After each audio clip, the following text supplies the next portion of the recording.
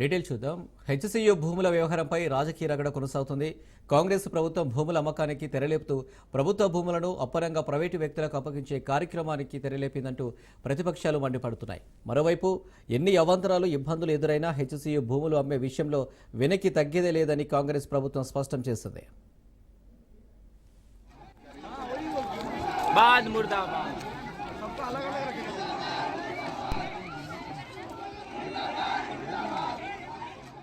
हाँ वही बाद मुर्दाबाद सबका अलग अलग रखेंगे।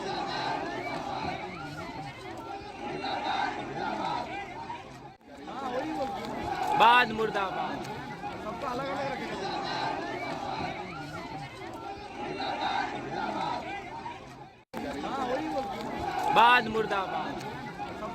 रखेंगे। బీఆర్ఎస్ బీజేపీపై కాంగ్రెస్ ఎమ్మెల్సీ బల్మూరు వెంకట్ ఫైర్ అయ్యారు. హెచ్సియుపై ఈ రెండు పార్టీలు లేని ప్రేమ ఉన్నట్టు నటిస్తున్నాయన్నారు. మైహోం విహాంగా వద్ద ధర్నాకు దిగిన బల్మూరు వెంకట్ హెచ్సియు భూములను ఆక్రమించి మైహోం విహాంగా నిర్మించారని ఆరోపించారు. కేటీఆర్ కనుసన్నలోనే అనుమతులు వచ్చాయన్నారు. బీఆర్ఎస్ బీజేపీ ఇద్దరు కలిసి 25 ఎకరాలు అప్పజెప్పారన్నారు. అప్పుడు బీజేపీ నేతలు ఎందుకు సైలెంట్గా ఉన్నారని ప్రశ్నించారు. యూనివర్సిటీ ల్యాండ్స్ గురించి కొన్ని వాస్తవాలు ఇటు విద్యార్థులకి, విద్యార్థి సంఘ నాయకులకి, హైదరాబాద్ సెంట్రల్ యూనివర్సిటీ స్టూడెంట్స్ కి, తెలంగాణ ప్రజలందరికీ కూడా వాస్తవాలు తెలియజేయాల్సిన ఒక బాధ్యత విద్యార్థి సంఘ నాయకునిగా పనిచేసి ఈ రోజు ప్రభుత్వంలో శాసన మండలి సభ్యునిగా ఈ భారతీయ జనతా పార్టీ నాయకులు, బీజేపీ రిస్తదార్ సమితి నాయకులు ఏదైతే హైదరాబాద్ సెంట్రల్ భద్రాద్రి కొత్తగూడెంలో జిల్లాలో సీఎం, డిప్యూటీ సీఎంలపై చీటింగ్ కేసులు నమోదు చేయాలని బీఆర్ఎస్ నేతలు పోలీసులకు ఫిర్యాదు చేశారు. ఎన్నికల్లో 6 గ్యారెంటీలంటూ 420 హామీలు ఇచ్చారని, కానీ హామీలపై కాంగ్రెస్ నేతలు చేతులెత్తేశారని బీఆర్ఎస్ నేతలు ఆరోపిస్తున్నారు. కొత్తగూడ 1 పిఎస్లో ఫిర్యాదులు చేశారు.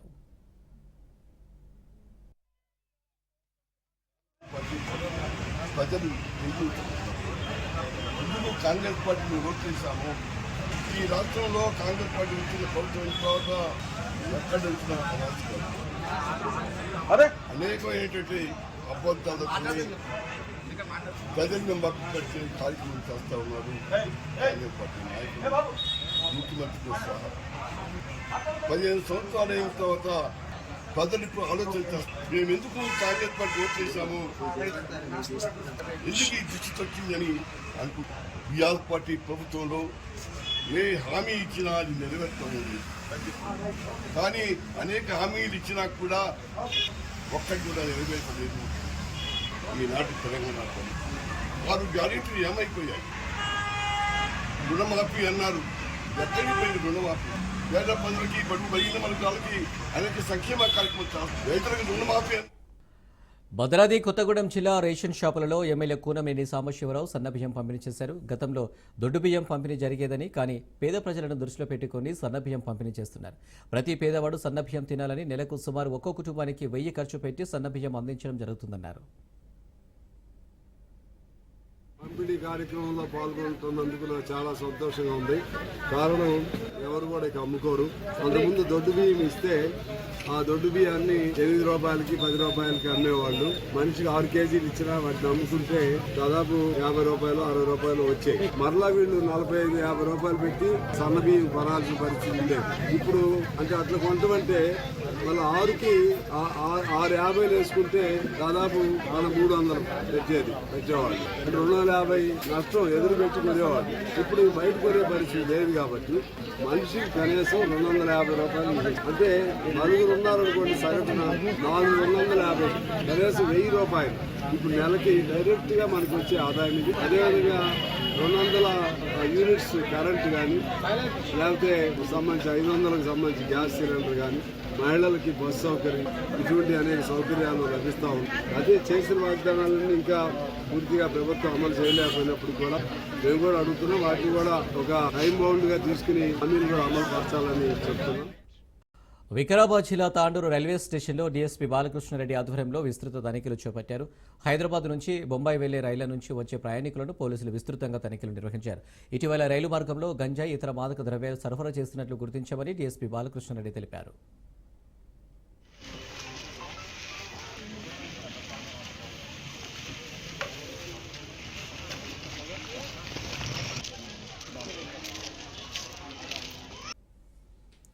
హైదరాబాద్ ఎల్బీ నగర్ నియోజకవర్గంలో మరోసారి ప్రోటోకాల్ వివాదం రాజుకుంది.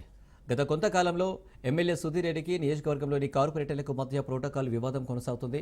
ఎమ్మెల్యే సుధీర్ రెడ్డిపై వనస్థలిపురం కార్పొరేటర్ వెంకటేశ్వరరెడ్డి ఆగ్రహం వ్యక్తం చేశారు. తాను మంజూరు చేయించిన రోడ్లకు తనను పిలవకుండా ఎమ్మెల్యే సుధీర్ రెడ్డి వనస్థలిపురం డివిజన్లో శంకుస్థాపన ఎలా చేస్తారని ఆయన మండిపడ్డారు. తన లెటర్ ప్యాడ్ మీద రోడ్డు మంజూరు చేయించిన మాట వాస్తవం కాదా అని ఆయన ప్రశ్నించారు. తన డివిజన్లో ఎమ్మెల్యే పుల్లలు పెడితే సహించేది లేదని కార్పొరేటర్ వెంకటేశ్వరరెడ్డి హెచ్చరించారు.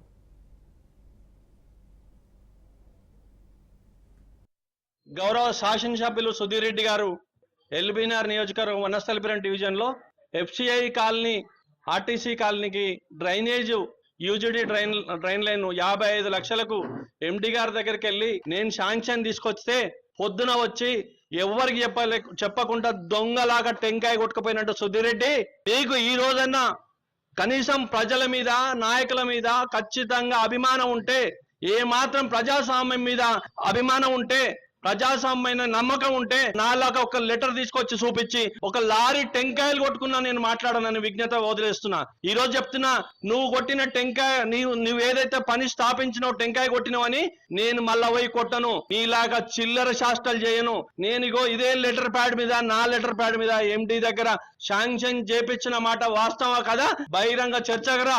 ఒకవేళ నువ్వు శాంక్షన్ చేయించినట్టు, నువ్వు టెంకాయ కొట్టిన డ్రైనేజ్ లైన్ నువ్వు శాంక్షన్ చేయించినట్టు ఒక పేపర్ చూపి నా రాజకీయాలనింటి తప్పుకుంటా. హెచ్సియు భూముల ఇష్యూపై హైకోర్టులో పిటిషన్లు దాఖలవుతున్నాయి. హెచ్సియు విద్యార్థులు వటా ఫౌండేషన్ తెలంగాణ హైకోర్టులో పిటిషన్ దాఖలు చేశారు. 400 ఎకరాలను జాతీయ ఉద్యానవనంగా ప్రకటించాలని పిల్స్ దాఖలు చేశారు. వెంటనే పిటిషనర్స్ విచారించాలని న్యాయస్థానాన్ని కోరారు. రేపు ఈ పిటిషన్లపై విచారించే అవకాశం ఉంది. ఇప్పటికే యూనివర్సిటీ వద్ద ఆందోళనలు కొనసాగుతున్నాయి.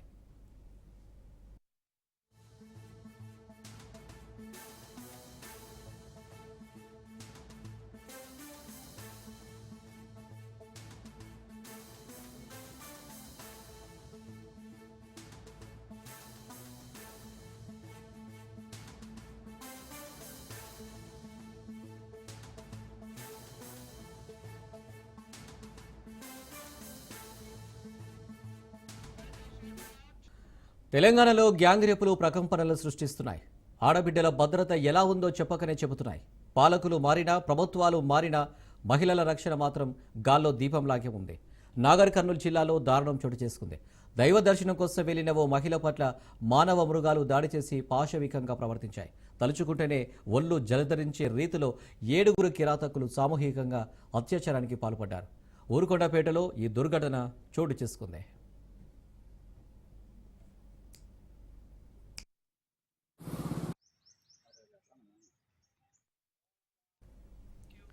ఊరుకొండపేట ఆంజనేయ స్వామి ఆలయానికి తన కుటుంబ సభ్యులతో కలిసి వచ్చిన మహిళపై కామాంధులు దాడికి తెగబడ్డారు. శనివారం సాయంత్రం టెంపుల్కు వచ్చిన ఆమె తల్లిదండ్రులు, పిల్లలు ఆలయ పరిసరాల్లో పడుకోగా రాత్రి 10 గంటల సమయంలో మూత్ర విసర్జన కోసం బయటకు వెళ్ళింది. ఆ సమయంలోనే 7 కామాంధులు దాడి చేసి చిత్రహింసలకు గురిచేశారు. కనీసం తాగేందుకు నీళ్లు ఇవ్వమని వేడుకున్నా కనికరించలేదు. పైగా నోట్లో మూత్రం పోసి అత్యంత పాశవికంగా ప్రవర్తించారు.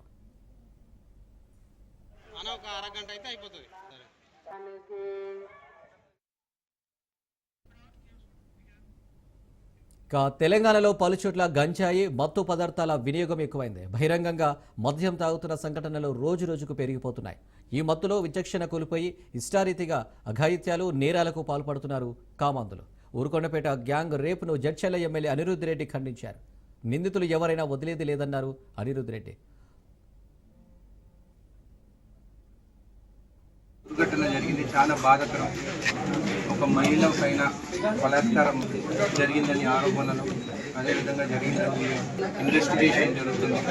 ఇక్కడ ఈయూ గారు, మన టెంపుల్ చైర్మన్, ఇక్కడ నా పక్కన ఉన్నారు. ఈ దుర్ఘటన జరగగానే పోలీసు వాళ్ళు ఎవరైతే ఉన్నారో దాదాపు 8 మంది అని చెప్పడం జరుగుతుంది. ఇన్వెస్టిగేషన్ జరుగుతుంది. ఆ మహిళ వాళ్ళు మాకు ఒక్కడే రిక్వెస్ట్, వాళ్ళ పేర్లు కానీ వాళ్ళు వచ్చి మాట్లాడదని రిక్వెస్ట్ చేశాం. ఎందుకంటే మన ఇంట్లో కూడా ఎవరికైనా జరిగినా కానీ మనకు తెలుసు ఆ బాధ ఎంత ఉంటుందని చెప్పేసి. కాబట్టి వాళ్ళ గురించి పేర్లు నేను తీసుకోను. జరిగింది మాత్రం మంచిది కాదు. పెద్ద ఆలయం దగ్గర, అది కూడా ఆలయం నుంచి 500-600 మీటర్ల దూరం. కొంతమంది తప్పుడు ప్రచారాలు చేస్తున్నారు. గుడి దగ్గర జరిగిందని, గుడికి వచ్చింది, దర్శనానికి వచ్చింది వాస్తవం. కానీ ఆ రాత్రి ఆ మహిళ వాళ్ళ చుట్టాలతోని ఆ ప్రాంతానికి వెళ్ళడం జరిగింది. అది చూసి ఊరుకొండపేటలో ఉన్న గ్రామస్తులు 7 మంది, కొంతమంది 8 మంది అంటున్నారు, ఇన్వెస్టిగేషన్ జరుగుతుంది. వాళ్ళ ఆ మహిళని పట్టుకొని వాళ్ళ చుట్టమున్న మనిషిని చేతులు కట్టేసి బలాత్కారం జరిగిందని మొన్న శనివారం రాత్రి నాడు దుర్ఘటన.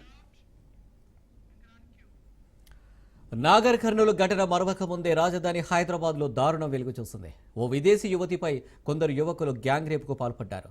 పహాడీ షరీఫ్ పిఎస్ పరిధిలో సోమవారం రాత్రి దుర్ఘటన చోటు చేసుకుంది. జర్మనీకి చెందిన యువతిపై సామూహిక అత్యాచారం జరిగింది.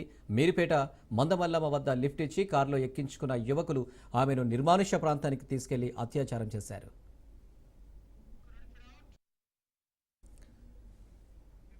నేరాలు ఘోరాలు పత్రికల్లో, టీవీల్లో ఎక్కడ చూసినా అవే వార్తలు. నెలల పసికందు నుంచి మొదలు బడికి వెళ్లే చిన్నారి వరకు, కాలేజీ అమ్మాయి, పెళ్లైన మహిళ, చివరకు కాటికి కాలు చాపిన వృద్ధురాలు, ఇలా ఒక్కరని కాదు, స్త్రీలను దేవతలుగా పూజించే దేశంలో లైంగిక వేధింపులకు గురవుతున్న ఆడవాళ్ళెందరో. నిర్భయ, దిశ ఘటనలు మానవత్వానికి మాయని మచ్చగా మిగిలాయి. సమాజంలో మహిళలకు సమాన హక్కులు ఏమో గాని స్వేచ్ఛగా తిరిగే హక్కు కూడా పొందలేకపోతుంది. తనను రక్షించుకునే పరిస్థితిలో లేని మహిళ మృగాల కింద నలిగిపోయి నిస్సహాయంగా మారుతుంది.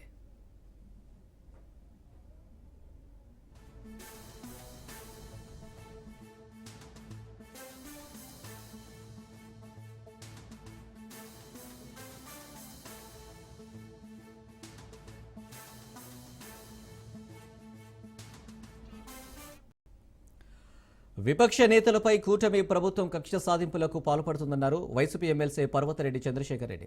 నెల్లూరు వేదికగా కూటమి ప్రభుత్వంపై విమర్శనాస్త్రాలు సంధించారు. కాకాని గోవర్ధన్ రెడ్డి అజ్ఞాతంలోకి వెళ్లారంటే తప్పుడు ప్రచారం చేస్తున్నారన్నారు. ఉగాది పండుగ సందర్భంగా హైదరాబాద్ నివాసానికి వెళ్లారని చంద్రశేఖర్ రెడ్డి వివరణ ఇచ్చారు. కాకాని గోవర్ధన్ రెడ్డి గారంటే ఒక సీనియర్ మోస్ట్ పొలిటీషియన్, అంతేకాదు ఆంధ్ర రాష్ట్రంలోనే ఒక క్రెడిబిలిటీ ఉండే లీడర్గా గోవర్ధన్ రెడ్డి గారు ఈరోజు ఎదిగారు.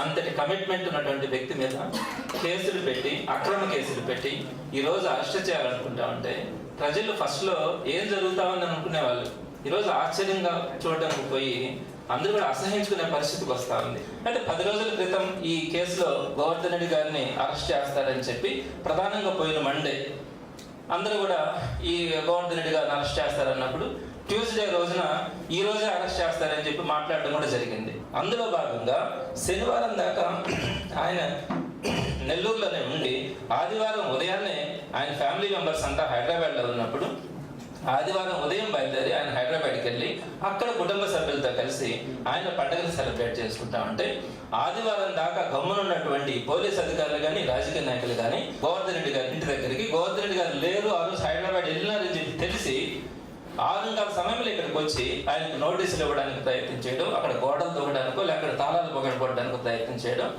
ఆ తర్వాత గోడకి నోటీసులు అంటించి వెళ్ళిన విధానం చూస్తే ఆశ్చర్యం అనిపించింది. అలా చేసి లేడు, పారిపోయినాడు. మేము వెళ్ళే టయానికి మేము వస్తున్నామని తెలిసి ఆయన రాష్ట్రం వదిలి వెళ్ళిపోయినాడు, దేశం వదిలి వెళ్ళిపోయినాడు అని చెప్పి కొన్ని పేపర్లలో స్టేట్మెంట్స్ ఇప్పించినారు. ఎంత దారుణంగా ఉంటుందో మీరు ఒకసారి ఆలోచించండి. మీరు ఈ విధంగా అక్రమ కేసులు బరాయించి ఎవరైతే మాట్లాడుతూ ఉన్నారో, ఏ నాయకులైతే మాట్లాడుతూ ఉన్నారో ఆ నాయకులనల్లా కనుక మీరు అరెస్ట్ చేయగలిగితే, వైఎస్ఆర్సీపీ నోరు కనుక ముయ్యగలిగితే ప్రజలు కూడా సైలెంట్గా ఉంటారన్న ఒక ఆలోచనతో మీరు ప్రతి జిల్లాలో కూడా కొంతమందిని సేకరించుకొని ఈ విధంగా అక్రమ కేసులు పెడతా ఉన్నారు. ఈ కేసులన్నింటినీ కూడా ఈ విధంగా పెట్టినటువంటి అక్రమ కేసులన్నింటినీ కూడా ఎదుర్కోవడం జరుగుతుంది అని ప్రజలందరికీ కూడా. అంబేద్కర్ కోనసీమ జిల్లా రాజోలు ఎమ్మెల్యే క్యాంపు కార్యాలయంలో శ్రీ విశ్వావసునామ సంవత్సర పంచాంగాన్ని శాసనసభ్యుడు దేవ వరప్రసాద్ ఆవిష్కరించారు. ప్రజలకు, ప్రభుత్వానికి మధ్య వారధిగా రాజ్ న్యూస్ పనిచేస్తుందని ఆయన అభినందించారు. ప్రజలకు ఉపయోగపడే విధంగా రాజ్ న్యూస్ పంచాంగం రూపొందించారని ఎమ్మెల్యే వరప్రసాద్ తెలిపారు. వారు తీసుకొచ్చిన 2025 పంచాంగాన్ని ఈరోజు రిలీజ్ చేయడం జరిగింది. దీంట్లో రాశి ఫలాలు ఇవన్నీ కూడా చాలా డీటెయిల్డ్గా ఇవ్వటం జరిగింది. ఈ సందర్భంగా రాజ్ న్యూస్ యాజమాన్యానికి నా అభినందనలు తెలియజేస్తా ఉన్నాను.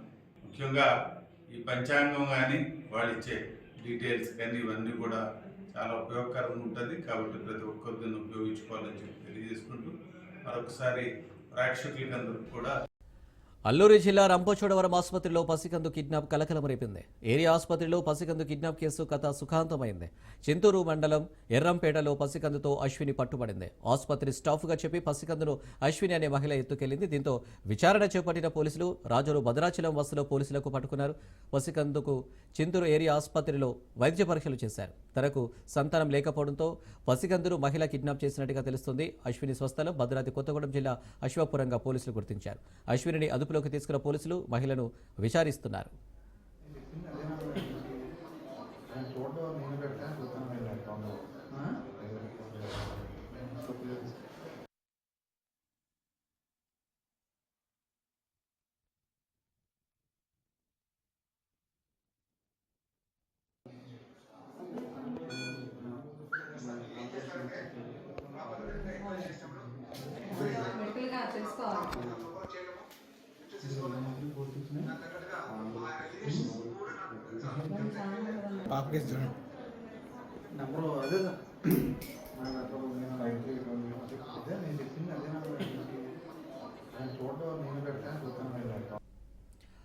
ఐపీఎల్ నేపథ్యంలో ఆదిలాబాద్లో బెట్టింగ్కు పాల్పడుతున్న వారిని పోలీసులు అదుపులోకి తీసుకున్నారు. జిల్లాలోని డిఐఈటీ గ్రౌండ్లో క్రికెట్ బెట్ 99 యాప్లో ఐపీఎల్ బెట్టింగ్ చేస్తున్నారని పోలీసులు గుర్తించారు.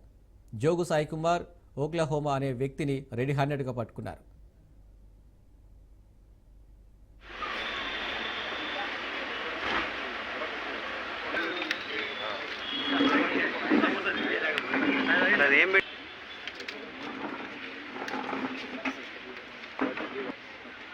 సో ఈరోజు మనం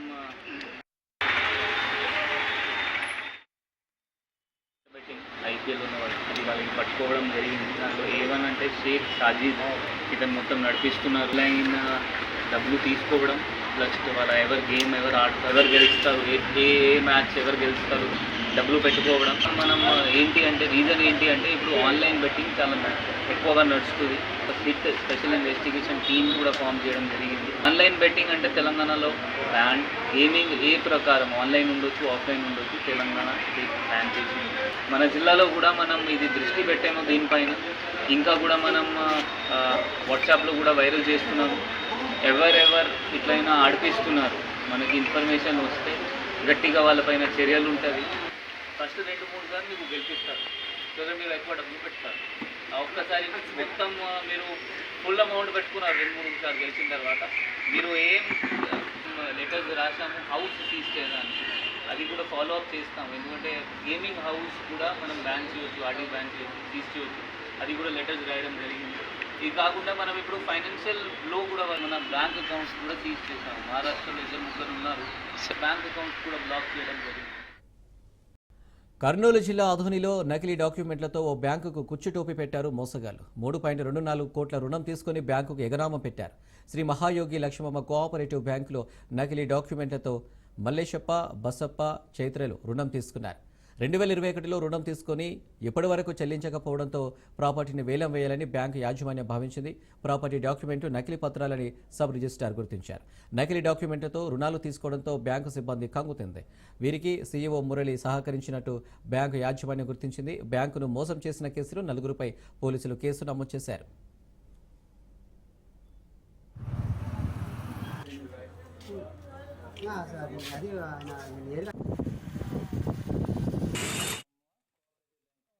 చైర్మన్గా ఉన్నటువంటి రాయచోటి సుబ్బయ్య ప్లేన్ మేరకు మేము కేసు రిజిస్టర్ చేయడం జరిగింది. కేసు ఫ్యాక్ట్స్ ఏమంటే ఎల్ల మల్లేశప్ప, ఎల్ల చిన్నప్ప, ఎల్ల చైత్ర మరియు సీఈఓగా అంటే ఈ బ్యాంకుకు సీఈఓగా పనిచేసినటువంటి గట్టు మురళి ఈ 4గురు కలిసి డాక్యుమెంట్ క్రియేట్ చేసి ఈ బ్యాంకు నందు దగ్గర 3 డాక్యుమెంట్లు క్రియేట్ చేసి 3,24 lakhs చీట్ చేసినట్టుగా మా కంప్లైంట్ రావడం జరిగింది. దీనిపైన కేసు కట్టి మేము విచారణ చేస్తున్నాము. ఏదైనా ఇన్వెస్టిగేషన్ ఏది ఫేర్గా ఉంటే దాని ప్రకారం ఇన్వెస్టిగేషన్ కొనసాగించి చట్టరీత్యా చర్యలు తీసుకుంటాం. లోన్ తీసుకున్నారండి. ఈ బ్యాంక్ నందు 3 సర్వే నంబర్ వచ్చేసి 24 సర్వే నంబర్ 24 దాంట్లో 3 డాక్యుమెంట్లు క్రియేట్ చేసి ఫేక్ డాక్యుమెంట్లు క్రియేట్ చేసి ఇవి ఫేక్ అన్నట్టుగా రిజిస్టర్ ఆఫీస్ నుండి కూడా అన్ని రకాల ఎవిడెన్స్లు ఉన్నాయి. సో అన్ని ఎవిడెన్స్లు తీసుకొని కేసు రిజిస్టర్ చేయడం జరిగింది. ఫ్యాక్ట్స్ మెరిట్స్ ఎట్లా ఫెయిర్గా ఇన్వెస్టిగేషన్ చేసి అప్పు కట్టి గొర్రెలను తీసుకెళ్లు. ఖమ్మం జిల్లాలో డీసీసీబీ బ్యాంకు మేనేజర్ నిర్వాకం ఇది. అప్పు కట్టలేదని గొర్రెలను తీసుకెళ్లారు. ఖమ్మం జిల్లా కూసుమంచి మండలంలో ఈ ఘటన చోటు చేసుకుంది. బాధితుడు తనకు కొంత సమయం ఇవ్వండి అని బ్రతిమలాడినా వినకుండా గొర్రెలను తరలించారు. దీంతో బాధితుడు కొంతమంది పెద్ద మనుషులను తీసుకెళ్లి 10,000 రూపాయలు కట్టడంతో గుట్టు చప్పుడు కాకుండా గొర్రెలను ఆటోలో బాధితుడు ఇంటికి తరలించారు.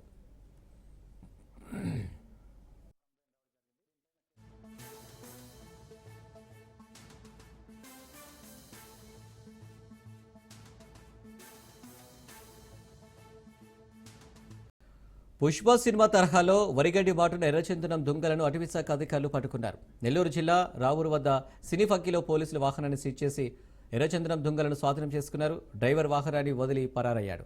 వాహనంలో 89 ఎర్రచందనం దొంగలను గుర్తించినట్టు అధికారులు తెలిపారు. వీటి విలువ సుమారు 15 లక్షలు ఉంటుందని అటవీశాఖ రేంజ్ అధికారి రవీంద్రబాబు తెలిపారు.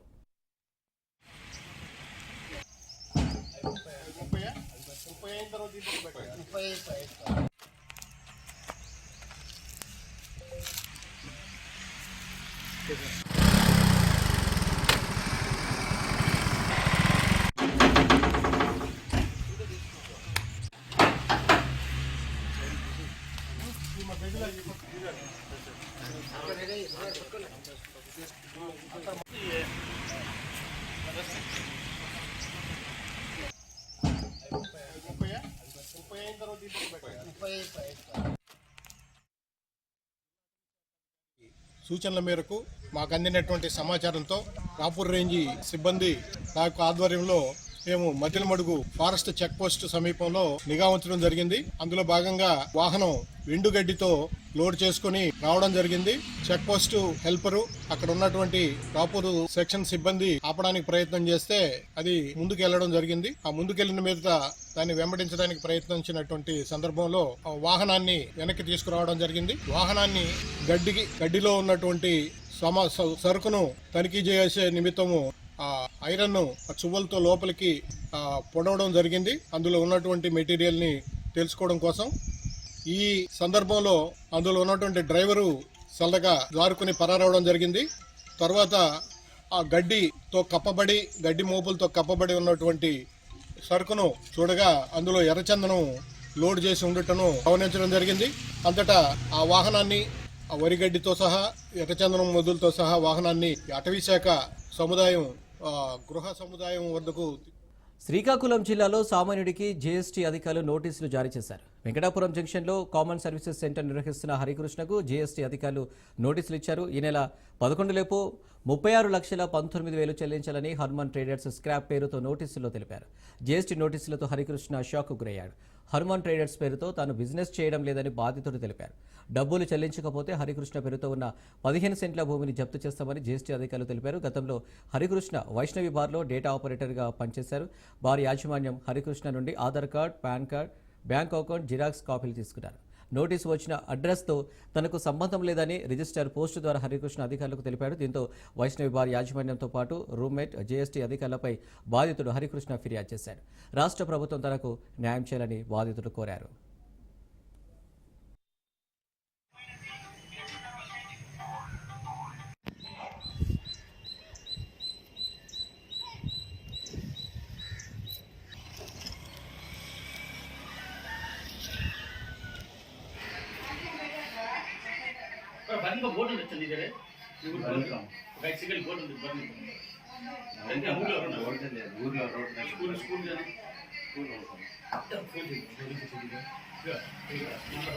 వేరు మండలం శ్రీకాకుళం జిల్లా. నేను 2007 సంవత్సరంలో నా 10వ తరగతి ముగించుకున్న తర్వాత నా ఆర్థిక పరిస్థితి బాగోలేకపోవడం వలన ప్రకాశం జిల్లా ఒంగోలు కూలి పనికి చేసుకోవడానికి వెళ్ళాను. అక్కడ ఒక వైష్ణవి బార్ అండ్ రెస్టారెంట్ అనే రెస్టారెంట్లో వర్క్ చేశాను. 2008 నుంచి 2016 వరకు అక్కడ వర్క్ చేసి ఉన్నాను. అక్కడ వర్క్ చేసిన టైంలో నౌకర్నామా కోసం వాళ్ళు నా ఆధారు మరియు పాన్ జిరాక్స్లు తీసుకుని ఉన్నారు. తీసుకున్న తర్వాత వాళ్ళు నౌకర్నామా అనేది చేసి ఉన్నారు. ఆ తర్వాత నేను కొన్ని రోజులు పనిచేసిన తర్వాత 2016లో నేను నా సొంత ఊరు బరిణికంకి వచ్చి ఉన్నాను. జిరాక్స్ షాప్ సొంతంగా పెట్టుకున్నాను. జిరాక్స్ షాప్ నడుపుకుంటూ ఉండగా రీసెంట్గా ఈ నెలలో 11వ తారీఖున జిఎస్టీ ఆఫీసు నుంచి 36,19,244 రూపాయలు జిఎస్టీ కట్టాలని చెప్పి నాకు నోటీస్ వచ్చింది. నేను దాన్ని చూసి ఆశ్చర్యపోయాను. అది తీసుకొని దగ్గరలో ఉన్న శ్రీకాకుళం జిఎస్టీ ఆఫీస్ వాళ్ళు దాన్ని గమనించి నాకు సంబంధం లేదని ధృవీకరించి వాళ్ళు రిజిస్టర్ పోస్ట్ అనేది నాకు సంబంధం లేదు అని చెప్పి రిజిస్టర్ పోస్ట్ రిటర్న్గా వాళ్ళకి రాయమని చెప్పారు. నేను కూడా అదే విధంగా రిజిస్టర్ పోస్ట్ అనేది ఎక్కడి నుంచి అయితే వచ్చిందో అదే అడ్రస్ రిటర్న్ పంపించాను. రెస్పాన్స్ అనేది లేదు. అది నాకు సంబంధం లేనివి అయినప్పటికీ కూడా నాకు ఎందుకు వచ్చిందో, నాకు నోటీస్ ఎందుకు వచ్చిందో అనేది నాకు తెలియట్లేదు. రాష్ట్ర ప్రభుత్వం ఈ విషయాన్ని దృష్టిలో పెట్టుకొని నాకు న్యాయం చేస్తారని చూస్తున్నాను. అంబేద్కర్ కోనసీమ జిల్లా సకినేటిపల్లి లంకలో ఆసక్తికర సన్నివేశం జరిగింది. అమ్మవారి జాతరలో రాజులు ఎమ్మెల్యే దేవ వరప్రసాద్ అభిమానులతో కలిసి పవన్ కళ్యాణ్ పాటలకు డ్యాన్స్ చేశారు. ఎమ్మెల్యే స్టెప్పులు వేసిన వీడియో సోషల్ మీడియాలో వైరల్ అవుతుంది.